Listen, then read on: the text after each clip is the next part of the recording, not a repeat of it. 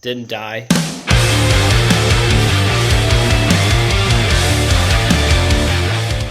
What's going on, gearheads? Welcome back to the channel and welcome to part 3 of the Gentleman Z06 build. So it's currently Friday evening after work. Gonna get jump started on the cam swap. So show you guys where we left off in the last video quick, and then we're gonna dive into some work. All right, so heads were broken down. You guys can go back to the last video to see the full details and tear down on the cylinder head. So I'll get these boxed up this weekend, and these will be going out to the machine shop.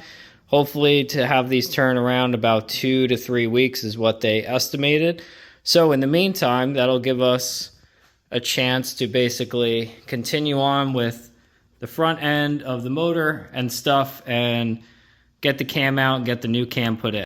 So this time around, I'm going for a little different approach from my previous times. I've done all the C6 front end work where basically taking the rack, undoing it, and then sliding it out the passenger side. So this time I'm going to go with the method of essentially lowering the entire cradle down and then undoing the motor mounts and then picking the motor up to create essentially a gap between where the rack is and then where the motor and the balancer are. So from what I've done research on the internet and what guys have kind of written up, is it seems to be possible to create enough clearance there to get the balancer off, and then you could do everything in the front of the motor from there.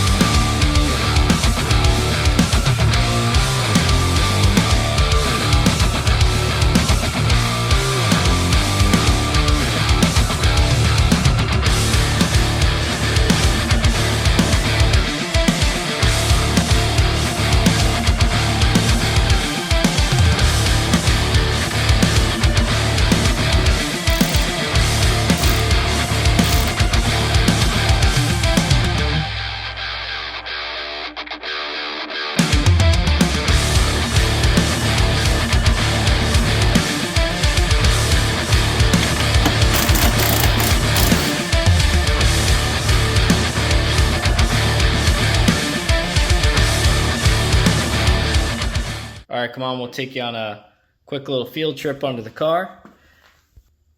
And probably need a light.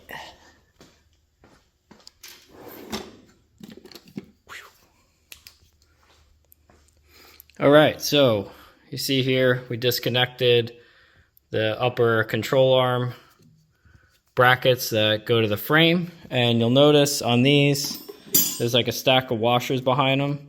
I didn't mic out to see if these are all the same thickness or not, or this is kind of adjusting some type of suspension alignment. So I just had them actually marked from the last time I had this car apart. I numbered the bolts 1 through 4 going front to rear. So 1, 2, 3, 4, and then the stack of washers stay with it. And then, yeah, just pulled the steering knuckle off here, or the ball joint, whatever you want to call it. Pop that out. Got everything supported with some thick zip ties. So I wrapped some zip ties then around the bracket for the brake line. And then I did another zip tie around the lower control arm up around the leaf spring. But anyway, that's kind of everything. Oh, and the shock too. You got to take the bolts out of the shock and then just kind of let it hang there. And then same thing on the passenger side. It's not really any difference between the two. So you do one side, you basically mirror the second side. So that's all the same. The sway bar, gotta drop that down. Power steering, pump bracket, and I don't know if this has to come loose, but I took the 3 bolts out for the power steering cooler, and the hose support, just in case we need like a little more slack in here or something, or in this line. So from what I can remember, this is everything you got to undo to basically allow the cradle to come down. And we're basically going to be hanging it. You'll see here the bolts or the nuts. So the studs are captive in the frame of the car, and you got to be careful. You don't want to use like an impact gun or nothing on those, because they could actually spin or slip, and then you won't be able to tighten the bolt up anymore. So we just use a breaker bar ratchet to loosen those nuts. And then basically you're going to walk all four corners. You got two more back here. See those guys?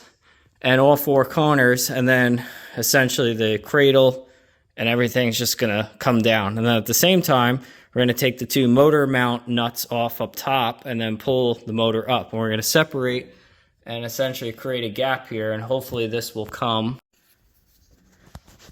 And you'll see right now, balancer in front of rack. So hopefully now that we pull the motor up and lower the cradle down, the balancer will be free.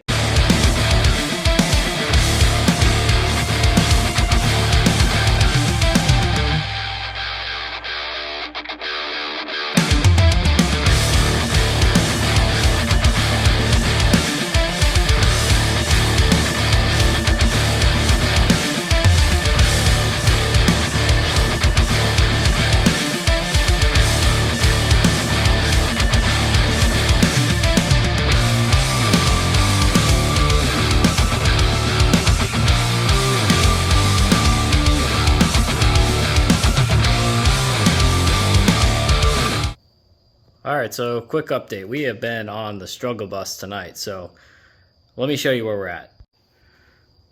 Alright, so we finished the dropping of the cradle, picking up of the engine to essentially create that gap for the harmonic balancer.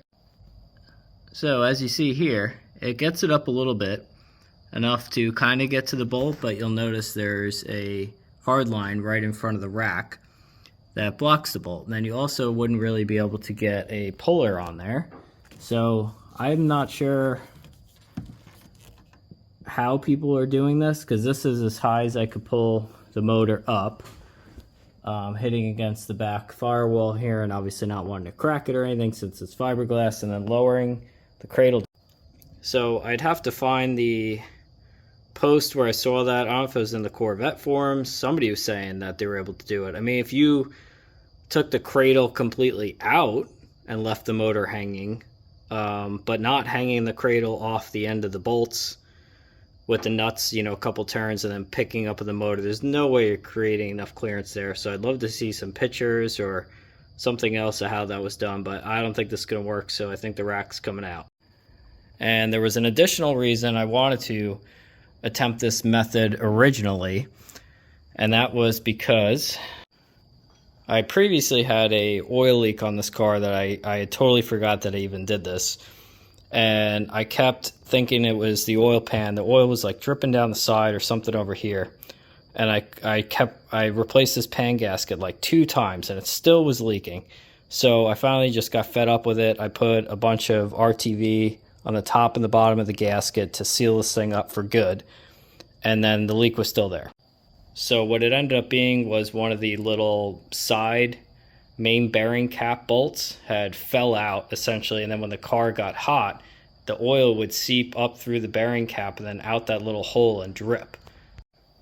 So I did a whole video on that, what I found, and getting the bolt back in and all that stuff, so I could link that in the description below. It's kind of an odd thing to find, but I guess it's not ununique to the LS7 or some of the LS motors and finding that. So if you do come across some weird oil leak that looks like it's coming from a pan gasket but it's not, it's probably one of those side bearing cap bolts.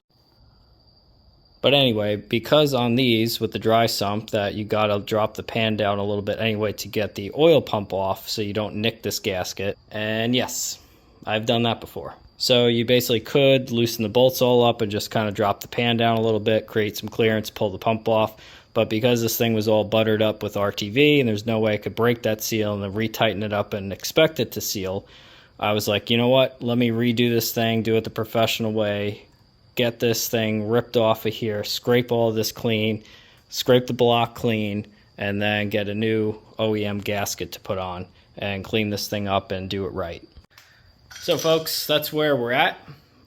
Basically, I think what I'm going to do now, leave the oil pan out. I can clean all that stuff up. That's kind of just one thing out of the way that I don't have to worry about right now until after the cam swap's done and put the oil pump back on. Then I could mate up the pan to the pump underneath.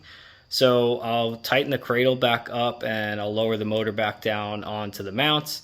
And then tomorrow morning, Saturday morning, come back out in the garage and I'll pull the rack out and then take all the front cover stuff off.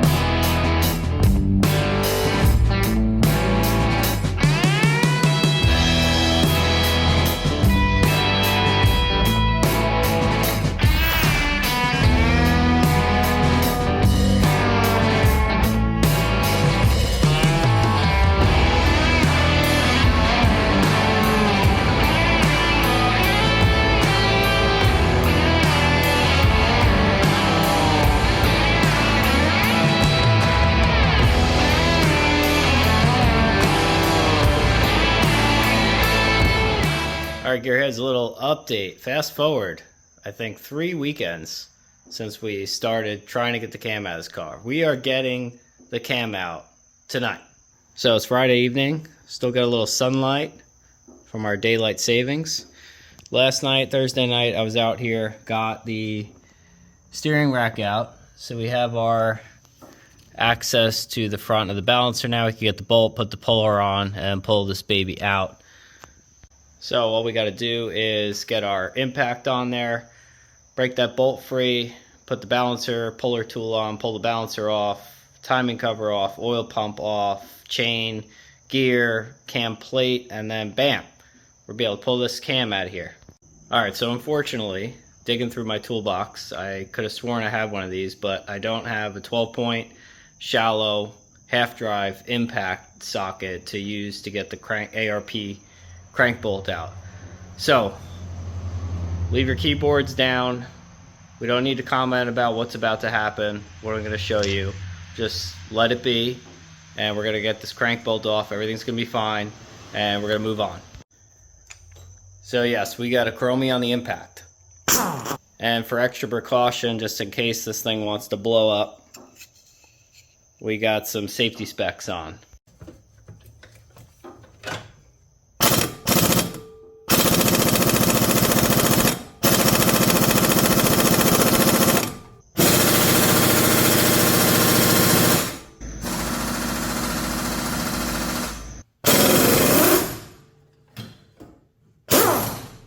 Alright, we got that off.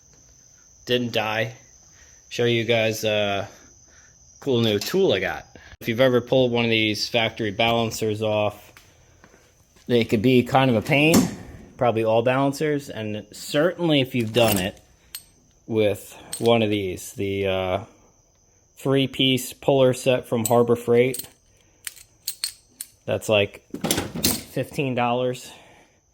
Not the best tool, but it'll get it done. I've done a couple with it, but for this time we decided to upgrade. We got the OMT harmonic balancer adjustable puller. So this baby will basically hook into those little tabs. Super beefy, super heavy duty. They give you little jacking bars, or the forcing rod they call them, and you get the bolt. What's cool about this too is the ratchet will just go right into there, or you could put a wrench or a socket on the outside. So that's pretty cool. So yeah, let's give this thing a shot and pull this balancer out.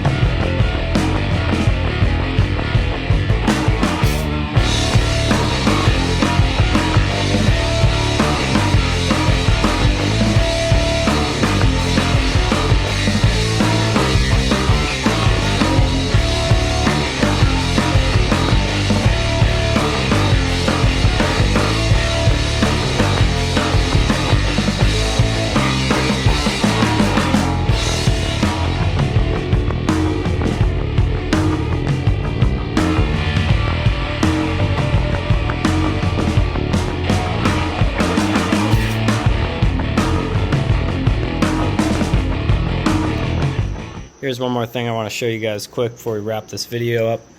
This is the balancer.